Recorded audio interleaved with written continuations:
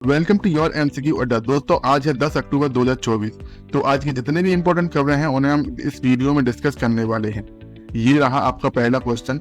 हाल ही में 2024 का रसायन विज्ञान का नोबेल पुरस्कार किसने प्राप्त किया है? तो दोस्तों, यह प्राप्त किया है डेविड बेकर, डेमिस हार्सबिस और जॉन एम जम्पर ने। डिटेल देखें। रसायन विज्ञान में 2024 का नोबेल पुरस्कार डेविड बेकर को कंप्यूटेशनल प्रोटीन डिजाइन में उनके अभिनव कार्य के लिए और डेमिस हार्सबिस और जॉन एम जम्पर को उनकी ग्राउंड ब्रेकिंग एआई आधारित प्रोटीन संरचना भविष्यवाणी के लिए दिया गया है। बता दें कि royal Swedish academy of sciences द्वारा मान्यता प्राप्त ये खोजें प्रोटीन को समझने और डिजाइन करने में प्रमुख प्रगति का प्रतिनिधित्व करती हैं। इस पुरस्कार में 11 मिलियन स्वीडिश क्रोनर, जिसमें से आधा हिस्सा डेविड बेकर को तथा दूसरा आधा हिस्सा संयुक्त रूप से हार्सबिस और जॉन जम्पर को दिया जाएगा। नेक्स्ट क्वेश्चन है, विश्व डाक दिवस किस तिथि को मनाया जाता है? तो यह मनाया जाता है प्रत्येक वर्ष 9 अक्टूबर को। डिटेल देखें। विश्व डाक दिवस हर साल 9 अक्टूबर को मनाया जाता है। गौरतलब है कि 1969 में टोक्यो, जापान में आयोजित यूपीयू कांग्रेस के दौरान इस आयोजन को आधिकारिक तौर पर विश्व डाक दिवस घोषित किया गया था। इसका उद्देश्य लोगों के जीवन में डाक सेवाओं की भूमिका के बारे में जागरूकता बढ़ाना तथा वैश्विक संचार एवं विकास में उनके योगदान को बढ़ावा देना है। बता दें कि 2024 में इसका विषय विभिन्न देशों में संरचना को सक्षम बनाने और लोगों को सशक्त बनाने के 150 वर्ष रखा गया है। नेक्स्ट क्वेश्चन है, हाल ही में चर्चा में रही निश्चय पोषण योजना किस रोग के लिए है? यह योजना टीबी रोगियों के लिए है। हाल ही में केंद्रीय स्वास्थ्य मंत्रालय ने निश्चय पोषण योजना के तहत टीबी रोगियों के लिए मासिक पोषण सहायता को 500 रुपए से बढ़ाकर 1000 रुपए कर दिया है। यह योजना राष्ट्रीय स्वास्थ्य मिशन के तहत अप्रैल 2018 में लॉन्च की गई थी। यह राष्ट्रीय क्षय रोग उन्मूलन कार्यक्रम यानी NTEP के तहत एक प्रत्यक्ष लाभ हस्तांतरण योजना है। बता दें कि इस योजना का उद्देश्य टीबी रोगियों को पोषण सहायता प्रदान करना। सभी अधिसूचित टीबी रोगी इस योजना के पात्र लाभार्थी होते हैं। नेक्स्ट क्वेश्चन है, हाल ही में किस देश ने 9 सदस्यीय संविधान सुधार आयोग का गठन किया है? तो यह गठन किया है बांग्लादेश ने।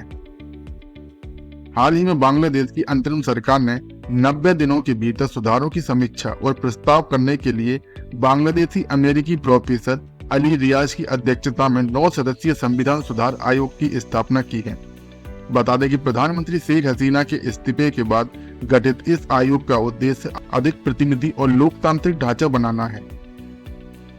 सदस्यों की बात करें तो इसमें प्रोफेसर, कानूनी विशेषज्ञ और छात्र प्रतिनिधि शामिल हैं, जिनमें छात्र महफूज आलम मुख्य सलाहकार मोहम्मद यूनुस के विशेष सहायक के रूप में काम कर रहे हैं। यह आयोग यूनुस द्वारा घोषित व्यापक सुधारों का हिस्सा है, जिसमें न्यायपालिका, पुलिस, चुनावी प्रणाली, लोक प्रशासन और भ्रष्टाचार विरोधी आयोग शामिल हैं। नेक्स्ट क्वेश्चन है, हाल ही में कैस सैयद को किस देश के राष्ट्रपति के रूप में पुनः चुना गया है? तो यह चुना गया है ट्यूनीशिया के राष्ट्रपति के रूप में। डिटेल देखें। ट्यूनीशिया के राष्ट्रपति कैस सैयद को 90.7% वोट के साथ दूसरे 5 साल के कार्यकाल के लिए फिर से चुना गया है। चुनाव परिणाम 7 अक्टूबर 2024 को ट्यूनीशिया के स्वतंत्र उच्च प्राधिकरण द्वारा घोषित किए गए थे। 6 अक्टूबर 2024 को हुए चुनाव में रिकॉर्ड कम 28.8% मतदान हुआ। बता दें कि यह 2011 की जैस्मिन क्रांति के बाद हुआ सबसे कम मतदान है, जिसने लोकतंत्र की शुरुआत की थी।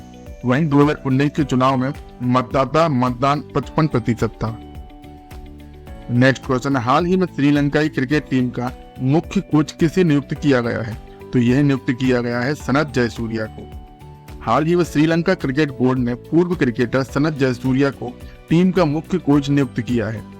जयसूर्या पिछले कुछ समय से टीम के साथ हैं और वे अंतरिम कोच के तौर पर टीम से जुड़े हुए थे। बता दें कि वे 1 अक्टूबर 2024 से 31 मार्च 2026 तक इस पद पर रहेंगे। नेक्स्ट क्वेश्चन है, निम्नलिखित में से किस पार्टी ने 90 सदस्यीय हरियाणा विधानसभा में बहुमत हासिल किया है? तो यह हासिल किया है भारतीय जनता पार्टी ने। भारतीय जनता पार्टी ने 90 सदस्यीय हरियाणा विधानसभा में बहुमत हासिल कर लिया है। भारतीय जनता पार्टी ने लगातार तीसरी बार हरियाणा पर कब्जा बरकरार रखा है। बता दें कि जम्मू कश्मीर में नेशनल कॉन्फ्रेंस और कांग्रेस गठबंधन अगली सरकार बनाने के लिए तैयार है। इसने आधी सीटें पार कर ली और 90 सदस्यीय विधानसभा में से 48 सीटें हासिल की हैं। हरियाणा में भाजपा ने 48 विधानसभा सीटें जीती हैं। इसी के साथ कांग्रेस ने 37 सीटें जीती। इंडियन नेशनल लोकदल ने 2-2 सीटें जीती हैं। नेक्स्ट क्वेश्चन है, हाल ही में हिमाचल प्रदेश द्वारा मादक पदार्थों की तस्करी से निपटने के लिए शुरू की गई पहल का नाम क्या है? तो दोस्तों इस पहल का नाम है संकल्प। हाल ही में हिमाचल प्रदेश के मुख्यमंत्री सुखविंदर सिंह सुक्खू ने 6 अक्टूबर 2024 को संकल्प पहल की शुरुआत की है। इस पहल का उद्देश्य मादक पदार्थों की तस्करी से निपटना और नशे के आदी लोगों के पुनर्वास में सहायता करना है। शिमला में दिव्य ज्योति जागृति संस्थान द्वारा आयोजित एक कार्यक्रम में इसकी घोषणा की गई है।